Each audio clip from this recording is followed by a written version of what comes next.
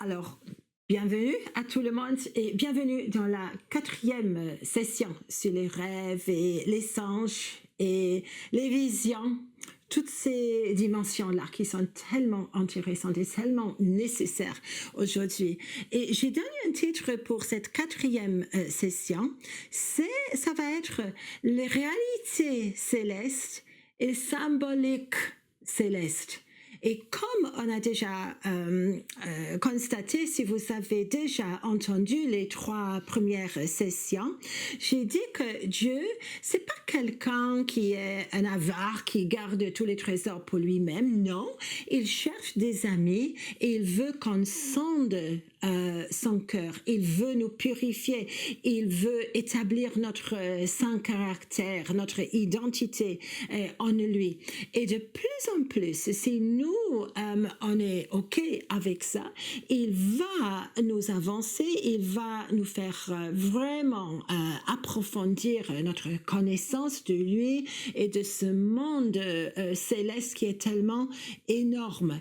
Mais vous avez remarqué peut-être dans la dernière session, numéro 3, les moutons parlants. Bien sûr, vous avez déjà interprété, sans le savoir, qu'en effet, un mouton normal ne parle pas. Et si vous pensez que le mouton parle normalement, vous avez vraiment besoin d'aller consulter votre médecin.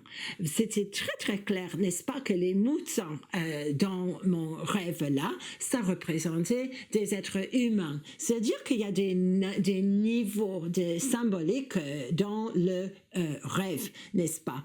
Et parfois, c'est tout simple, on sait ce que c'est et on le fait presque inconsciemment, c'est tellement évident. Parfois, le symbolique est beaucoup plus complexe et il faut vraiment bosser pour trouver ce que Dieu est en train de nous dire. Et ne vous inquiétez pas parce qu'on va traiter cela dans 2 autres sessions encore. Et il y a une grande différence, je dois dire, dans un rêve par nuit. Il est possible de voir un ange, de voir Jésus dans un rêve, mais cette fois, le rêve est tellement la réalité céleste. Et l'ange qui parle avec toi dans ton rêve, c'est vraiment un ange. C'est pas symbolique d'un ange dans le même sens que, par exemple, le mouton et cette fois est une personne qui existe en vrai et que ça serait symbolique. Le mouton est symbolique d'une personne. Mais plus on avance avec le Seigneur, plus on va découvrir que le portail va être beaucoup plus dégagé pour nous et on va expérimenter les choses célestes, les réalités célestes et ça ne va pas être caché. C'est juste que nous, on dort. Il y a beaucoup d'exemples de cette sorte de choses et qu'il n'y a pas la nécessité d'interpréter le symbolique d'un ange qui est vraiment un ange. C'est réel.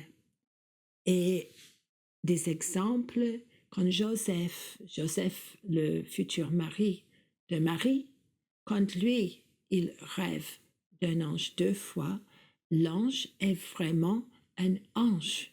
Marie, par contre, elle voit l'ange, elle est réveillée, il n'y a pas de problème. Mais Joseph, il reçoit 2 ordres hein, par l'entremise d'un rêve nocturne. Il a le choix. Il décide d'obéir, heureusement pour nous. Parce que vous voyez, pour ceux qui pensent que c'est juste un rêve, c'est pas du tout important, ne savent pas de quoi il parle. La Bible nous donne beaucoup d'exemples de rêves comme ça.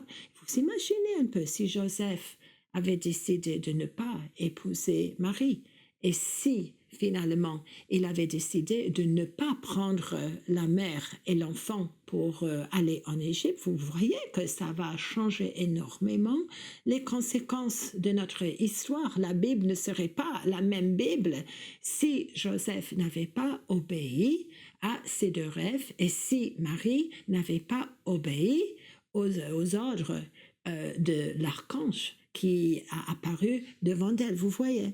Mais de plus en plus, moi je vise et je prie pour vous tous aussi que vous puissiez avoir beaucoup, beaucoup plus d'expérience où les symboliques est peut-être encore là, mais où les réalités célestes du ciel sont bien, bien, bien évidentes et super important et de plus en plus en plus.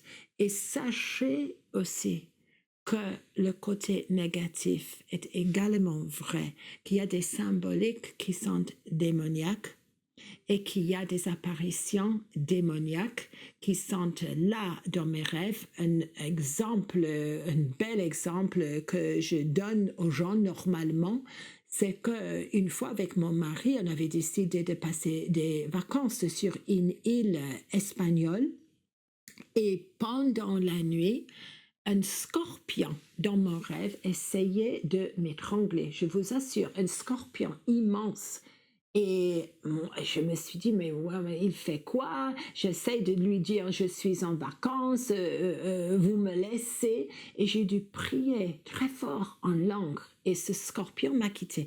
Le lendemain, je me réveille et comme le titre de la première émission, j'ai dit, mais alors c'était juste un rêve. Alors, mon mari, il est entré dans la chambre et je lui dis, mais chérie, juste pour vérifier, est-ce que quelque chose est arrivé pendant la nuit? Il a dit, oui, j'étais endormie, mais vers 3 heures du matin, tu m'as réveillée, tu étais debout, tu dormais, mais tu étais debout dans le lit et tu pointais quelque chose qui me donnait des frissons, invisibles pour moi, mais que toi tu voyais et que tu reprimandais quelque chose en langue. Et je dis, mais c'était le scorpion. Il a dit, mais je ne sais pas pour le scorpion, mais moi j'ai eu du mal pour me rendormir après cette visitation.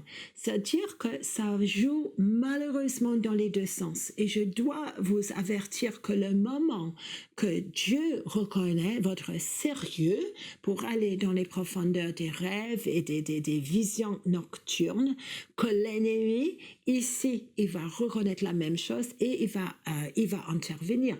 Et je n'ai pas le droit, après cet événement carrément démoniaque, je n'avais pas le droit de dire mais c'était juste un rêve. Non, parce que je venais de reprimander une puissance là-bas dans cette île qui m'avait reconnue. Okay? Et que le combat spirituel, c'était pas juste un rêve, c'était une réalité spirituelle que j'étais engagée dans un combat spirituel très fort. Et vous savez quoi? 2 jours après, on voyait en effet beaucoup de statues dans cette île où il y a des scorpions. Alors j'ai vu que ce que j'ai expérimenté, c'était réel, réel, réel. Et vous allez voir les rêves bibliques avec ça. L'autre Joseph, par exemple, pas Joseph de Marie, mais Joseph, qu'on a appelé le rêveur par excellence, quand lui, il commence à partager avec sa famille de rêves qu'il a fait. En effet, il ose. Il ose déjà, il ne voit pas le danger, je pense. Il ose partager avec sa famille de rêves qu'il a fait, qui sont carrément symboliques. Il a vu des gerbes de blé, il voit les étoiles, il voit le soleil, et des choses comme ça.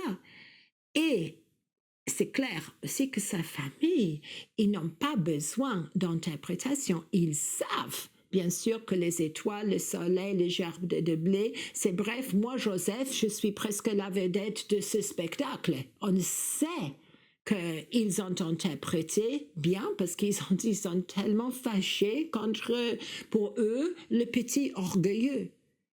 Et puis, si je prends Jacob, le papa, Jacob qui voit l'échelle, ou plutôt l'escalier, là, les anges qu'il voit monter l'escalier, est-ce que c'est simplement symbolique? Non, pas du tout. C'est pas du tout symbolique, c'est trop réel.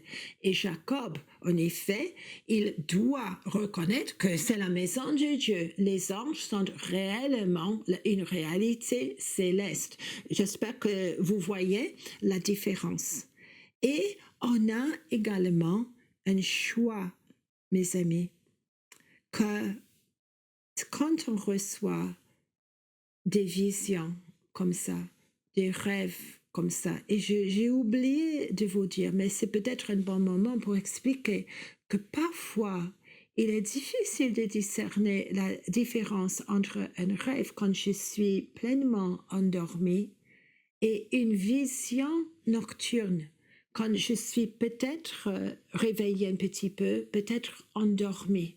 C'est juste le niveau de ma conscience, en effet. Et il n'est pas toujours facile de discerner la différence. Je pense beaucoup, je suis en pleine étude avec les voyages de l'apôtre Paul. Et j'ai écrit pour nous en majuscule aujourd'hui que s'il y a du symbolique, il faut bosser pour avoir l'importance. Qu'est-ce que ça veut dire exactement?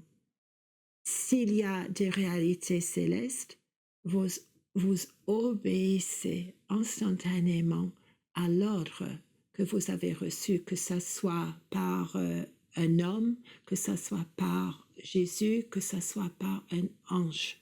Parce qu'autrement, vous tentez votre chance. Parce que là, il faut carrément obéir. Je cite l'apôtre Paul, je suis plein dedans en ce moment. Et que les actes des apôtres, c'est tellement fascinant, mais je suis en train de relire comme si je n'ai jamais relu. Et vous voyez à quel point l'apôtre Paul, il est dirigé par les réalités célestes. Et vous voyez avec lui, il part, on a la dispute avec Barnabé, très triste, il prend Silas, il forme un partenariat, il y a le jeune Timothée qui vient pour compléter leur triplet. Ils ont une idée, pas une mauvaise idée, de visiter les églises qui sont déjà établies. Mais le Saint-Esprit les empêche, 2 fois. Et est-ce que nous, on a la sensibilité de reconnaître quand l'Esprit Saint nous empêche de faire quelque chose? Et puis, qu'est-ce qui arrive? Par nuit, et c'est pas marqué, le mot c'est orama pour la vision de Paul. Et je passe là, verset 9 et chapitre 16. Pendant la nuit, Paul eut une vision, orama. Et ça peut être la personne est endormie et Dieu donne une vision pendant le sommeil de la personne, ok? Ou ça peut être expliqué aussi, le grec, par le mot extase pour vous en français. Mais Paul eut une vision. Un Macédonien lui apparut et lui fit cette prière: passe en Macédoine, secours-nous. Et après cette vision de Paul, nous cherchâmes aussitôt à nous rendre en Macédoine, concluant que le Seigneur nous appelait à y annoncer la bonne nouvelle. Quelque chose de nouveau. Mais Paul, il a obéi à la vision nocturne. Est-ce que c'était un rêve? Il était endormi. Est-ce que c'est une vision dans un rêve ou quoi? On ne sait pas tout. Mais je veux faire le lien aussi avec notre autorité et les temps de transition. Parce que là, déjà, 2 fois, l'Esprit Saint a dit non, vous n'allez pas visiter les églises que vous auriez voulu visiter. J'ai quelque chose de nouveau. Et je veux dire que c'est pendant la nuit, dans le rêve, dans les visions nocturnes, que les instructions vont venir. Paul, il n'a pas eu le droit de dire c'était juste un rêve, juste une vision. Ils ont changé de direction. C'est marqué que leur groupe, ils ont cherché aussitôt à se rendre en Macédoine. On peut s'attendre à la même chose. Et on a un intérêt, mes amis, à bien décrypter nos visions et nos rêves nocturnes et développer cette spiritualité qui était là, qui était bien présente dans la vie de l'apôtre Paul. Amen et amen et amen. Soyez bénis.